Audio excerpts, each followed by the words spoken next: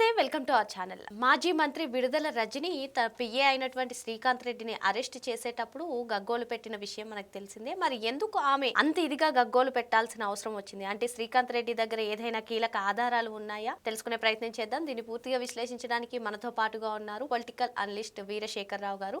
ప్రస్తుతం ఆయన మనకు జూమ్ కాల్లో అటెండ్ అవుతున్నారు. సార్ నమస్తే సార్. నమస్తే. నమస్తే. సార్, మాజీ మంత్రి విడుదల రజనీ గారి పిఏ శ్రీకాంత్ రెడ్డి అరెస్ట్ అయినప్పుడు ఆమె ఏ విధంగా గగ్గోలు పెట్టారో మనందరికీ తెలిసిందే సార్. ఎందుకని అసలు ఆమె మరిది అయినటువంటి విడుదల గోపి అరెస్ట్ అయినప్పుడు కూడా ఆమె ఈ విధంగా స్పందించలేదు? ఎందుకు అంత ఇదిగా ఆమె గగ్గోలు పెట్టాల్సిన అవసరం వచ్చిందంటారు? ఏదైనా కీలక ఆధారాలు ఉన్నాయా, లేదంటే ఏం జరుగుతుంది సార్? మీరేమంటారు? ముందుగా పాప్కార్న్ టీవీ ప్రేక్షకులందరికీ నా హృదయపూర్వక నమస్కారం. నమస్తే సార్. రజనీ గారికి పోలీసులకు మధ్య జరిగిన తీరు, అలాగే ఒక నేరస్తుడిని అంటే ఒక ముద్దాయిని ఆమెను కాపాడుకోవటం కోసం చేసిన ఆ ప్రయత్నం, అలాగే వైసీపీ నాయకులు విడదల రజనీ గారి పట్ల పోలీసులు వ్యవహరించిన తీరు చాలా అభ్యంతరకరం అని చెప్పి వాళ్ళందరూ పోస్ట్ చేయడం, ఇవన్నీ చూసుకుంటే ఈ వైసీపీ పార్టీకి కానీ, కనీసం వైసీపీ పార్టీకి కానీ, వాళ్ళ కార్యకర్తలకు కానీ, మాజీ మంత్రులతో సహా మిగిలిన వాళ్ళందరికీ కనీస రాజకీయ అవగాహన, కనీసం ఈ ప్రభుత్వం ఎలా పనిచేయాలి, అధికారులు ఎలా పనిచేయాలనే చట్టం గురించి కానీ, రాజకీయం గురించి కానీ ఒక అవగాహన ఉన్నట్లుగా లేదనిపిస్తుంది.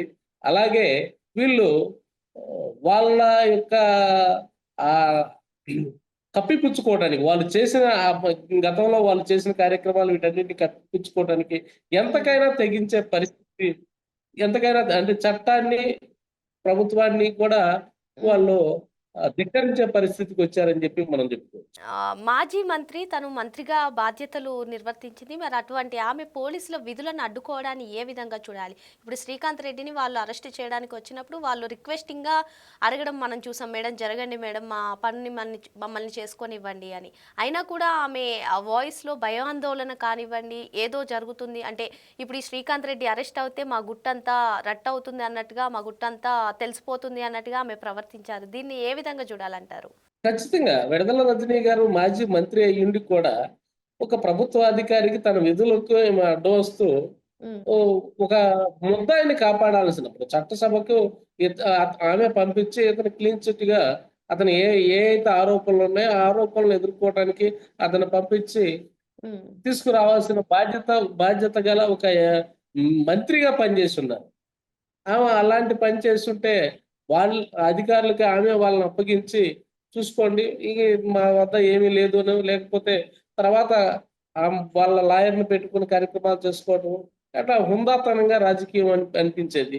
కనీసం వీళ్ళకి అవగాహన లేక చేస్తున్నారా? లేక హ్మ్.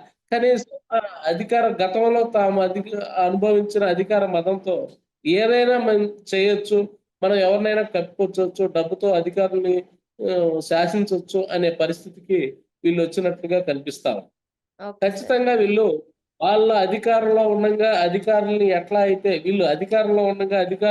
వాడుకున్నారో, హ్మ్. అదే విధంగా అధికారులను చూడటం అనేది వీళ్ళ అలుసుగా చూడటం అనేది మొదలుపెట్టారు. ఒక హ్మ్. నిజాయితీ గల అధికారి ఒక నిజాయితీ అధికారి ఒక ఎస్ఐయో, సిఐయో కరెక్ట్‌గా పనిచేస్తే ఎలా ఉంటదో అనేది నిన్న అధికారులు చూయించారు.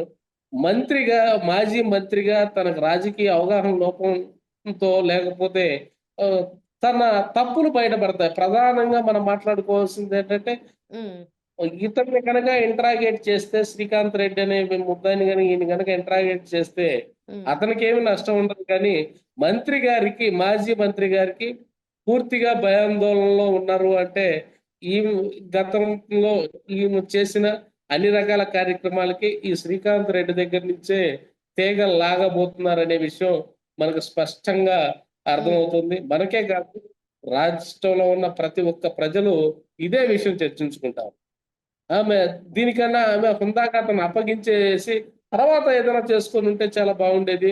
కానీ ఆహ్, గుమ్మడికాయలు దొంగెవరు అంటే భుజాలు తడుముకున్నట్లు మీరు హ్మ్. ఆగండి అంటే ఆమె అతన్ని దాచబోయి అతని హ్మ్. నుంచి ఏదో పోలీసుల నుంచి అతన్ని హ్మ్. రక్షించే ప్రయత్నం.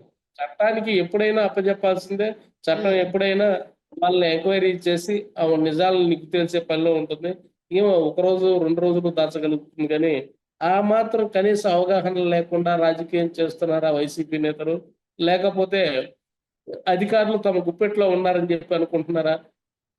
అనే విషయం ఇప్పుడు ప్రజల్లో పూర్తిగా చర్చనీయాంశం అయింది. Okay sir. ఇక్కడ ఇంకొక విషయం సార్. ఇప్పుడు రజనీ గారు ఏ విధంగా ప్రవర్తించారో సోషల్ మీడియాలో ఆ వీడియో అంతా కూడా వైరల్ అవుతుంది.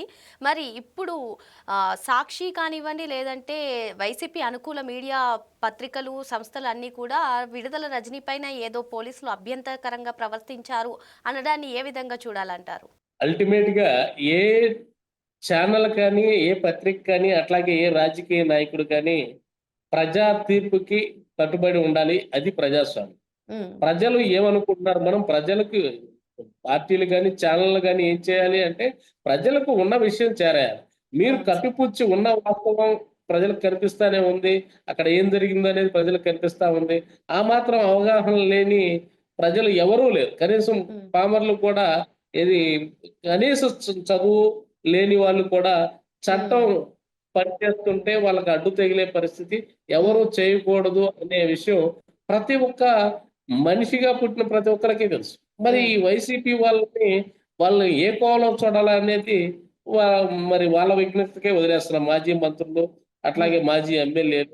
ఆహ్, ఇక్కడ ఇంకొకటి సార్, ఆమె ప్రవర్తించిన తీరు, పోలీసులతో ప్రవర్తించిన తీరును చూస్తే అసలు చట్టానికి గౌరవం ఇస్తుందంటారా? లేదంటారా? ఏమంటారు మీరు? ఈ చట్టానికి గౌరవం ఇవ్వటం కాదు, వీళ్ళకి అసలకి ఆ గౌరవం అనే పదానికి అర్థం కూడా తెలీదని చెప్పి మనం అందరం అనుకోవచ్చు. హ్మ్. ప్రజలు చేత్కరించుకుంటారు.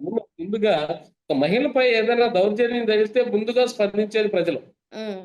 ఆళ్ళు తప్పు చేసినా, తప్పు చేయకపోయినా కూడా మహిళల పట్ల ఇలాంటి తీరు ప్రదర్శించకూడదు అని జెప్పి మహిళా సంఘాలు గాని, ప్రజలు గాని మాట్లాడతారు. కానీ హ్మ్. ఇక్కడ వింత ఏమిటంటే ఏ మహిళలు కానీ, ఏ ప్రజలు గాని, మహిళా సంఘాలు గాని ఎవరు వీళ్ళకి వత్తాసు రావడం. ఓన్లీ హ్మ్. సాక్షి మీడియా ఒకటి, మాజీ ఎమ్మెల్యేలు ఆ వైసీపీ కార్యకర్తలు వీళ్ళు తప్పితే ఎవరు మాట్లాడని పరిస్థితి. ఎందుకంటే అక్కడ కనిపిస్తుంది వీళ్ళు చేసే ఆహ్, దందా అనేది. పోలీస్ హ్మ్. అధికారుల్ని మనం తొక్కిపట్టి ఉంచొచ్చు. అధికారుల్ని మభ్యపెట్టొచ్చు. వచ్చే హ్మ్. కనీసం కంటికి కనిపిస్తున్న నిజాలను కూడా తొక్కేసి వాళ్ళిష్టం వచ్చింది విష ప్రచారాలు చేయొచ్చు అనే దానికి ఈ వైసీపీ ఈ నిన్న జరిగిన విడుదల రజనీ గారి ఘటన ఒకటి హ్మ్. మనం ప్రధానం అని చెప్పి చెప్పుకోవచ్చు. ఓకే అల్టిమేట్‌గా సార్. ప్రజలైతే చూస్తా ఉన్నారు వైసీపీ ఏం చేస్తుందో. అందుకనే హ్మ్. ఇంతమంది అరెస్ట్ అయినా, ఇంతమంది చట్టం యొక్క దీన్ని ఎదుర్కొంటున్నా కూడా వైసీపీ మీద కించిత్తు కూడా సానుభూతి రాకపోవటానికి కారణం ఏంటి అంటే, వాళ్ళు ప్రవర్తిస్తున్న తీరు. Okay sir. వాళ్ళు అధికారంలో ఉండంగా అధికారులని, ప్రజా అధికారులందరిని తమ హ్మ్. తొత్తులుగా అనుకోని పనిజేశారు. హ్మ్. అదే పరిస్థితి ఇప్పటికి కూడా వీళ్ళని ఇప్పుడు అధికారం లేకపోయినా డబ్బుతో అయినా వీళ్ళని మేనేజ్ చేయొచ్చనే పరిస్థితికి దిగజారిన పరిస్థితి ఈ వైసీపీకి ఉంది అని జెప్పి ప్రజలు అనుకుంటా ఉంటారు.